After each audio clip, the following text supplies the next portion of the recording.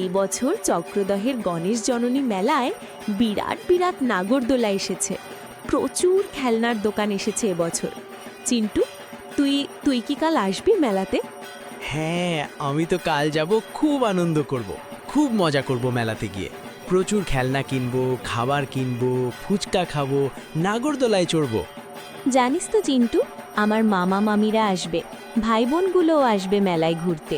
ওরা আসলে ওদের সঙ্গেও দুদিন যাব মেলাতে ঘুরতে। দাদু দিদাও আসবে কদিন বাদে। গণেশ জননী মেলা, এবার বড় বড় নাগরদোলা এসেছে।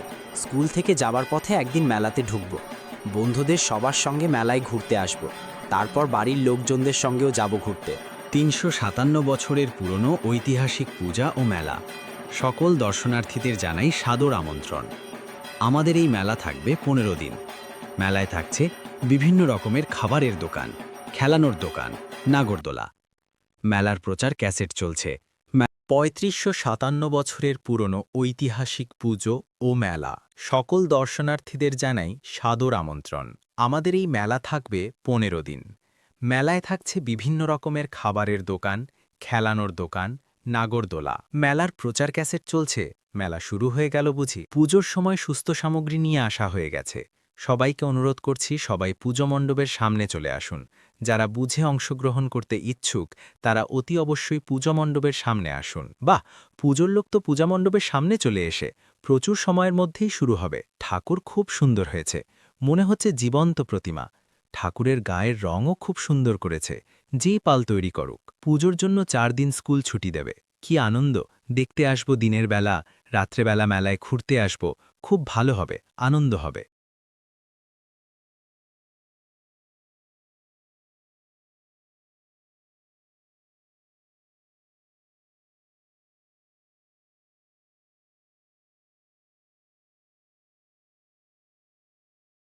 আমি আর পারি না এই দুটো মেয়েকে নিয়ে। এত বেলা হয়ে গেছে, এখনো পর্যন্ত বাড়ি আসার নাম নেই। আমি ওদের বললাম তোরা তাড়াতাড়ি পড়াশোনা করে নিস, কিন্তু মেয়ে দুটোর কোনো হেলদোল নেই। কেন, কি হয়েছে বৌমা? এত রাগ করছো কিছু হলো নাকি? আর বলবেন না মা, আমি আপনার ২ নাতনিকে বলেছি যে তাড়াতাড়ি বাড়ি এসে পড়াশোনা করে নিতে বলেছিলাম। আপনার ২ নাতনি আজ আবার মেলায় যাবে। আচ্ছা বৌমা, তুমি আরেকটু সময় অপেক্ষা করো, ওরা দুজনে চলে আসবে। তবে তুমি কিন্তু ওদের দুজনকে মারধর করো না বৌমা। ও মা, ও মা, মা, এই তো আমি আর দিদি দুজনে চলে এসেছি। তুমি আর আমাদেরকে এখন বকাবকি করো না মা, আমরা এক্ষুনি পড়াশোনা করে নিচ্ছি।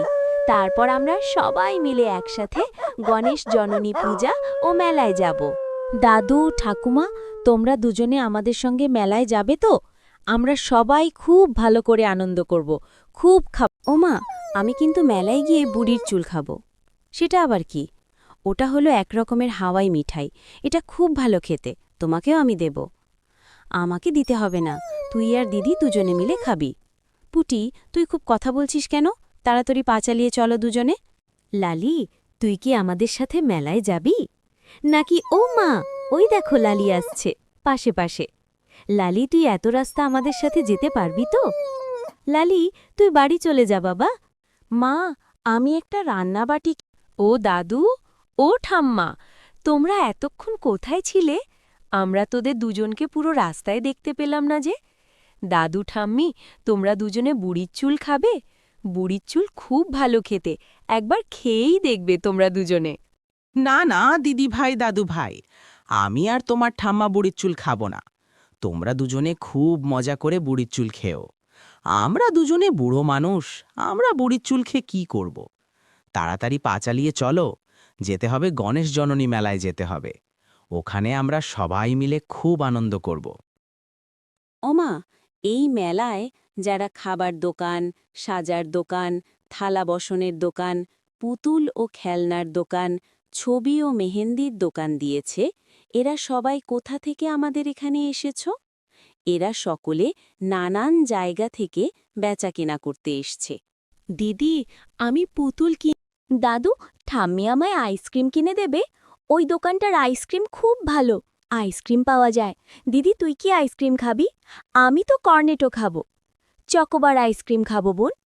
ঠিক আছে দিদি ভাইরা, তোমরা আইসক্রিমই খেও, তোমাদের পছন্দের মতো আইসক্রিম আর বাদাম ভাজা জিলিপি গজা আমরা বাড়ি যাওয়ার সময় কিনে নিয়ে যাব ঠিক আছে দিদি ভাই